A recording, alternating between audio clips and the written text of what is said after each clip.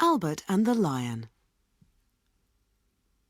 There's a famous seaside place called Blackpool that's noted for fresh air and fun, and Mr. and Mrs. Ramsbottom went there with young Albert, their son. A grand little boy was young Albert, all dressed in his best, quite a swell, with a stick with a horse's head handle, the finest that Woolworths could sell. They didn't think much of the ocean. The waves, they were fiddling and small. There was no wrecks and nobody drowned. In fact, nothing to laugh at all. So, seeking for further amusement, they paid and went into the zoo, where they'd lions and tigers and camels, and old ale and sandwiches too. There was one great big lion called Wallace. His nose was all covered with scars. He lay in a somnolent posture, with the side of his face on the bars. Now Albert had heard about lions, how they was ferocious and wild. To see Wallace lying so peaceful, well, it didn't seem right to the child.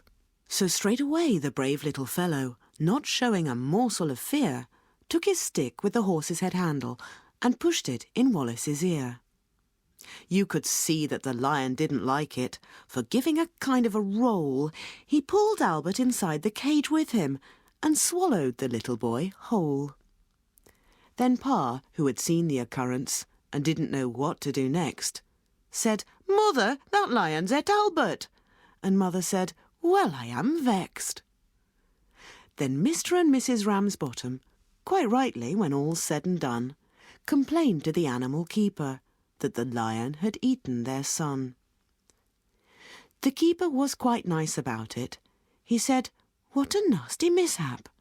Are you sure that it's your boy he's eaten?" Pa said, "Am I sure? There's his cap." The manager had to be sent for. He came and he said, "What's to do?" Pa said that lion ate Albert, and him in his Sunday clothes too. Then Mother said, "Right's right, young fellow. I think it's a shame and a sin for a lion to go and eat Albert, and after we've paid to come in." The manager wanted no trouble. He took out his purse right away, saying, "How much to settle the matter?" And Pa said, "What do you usually pay?" But Mother had turned a bit awkward when she thought where her Albert had gone. She said, "No, someone's got to be summonsed." So that was decided upon.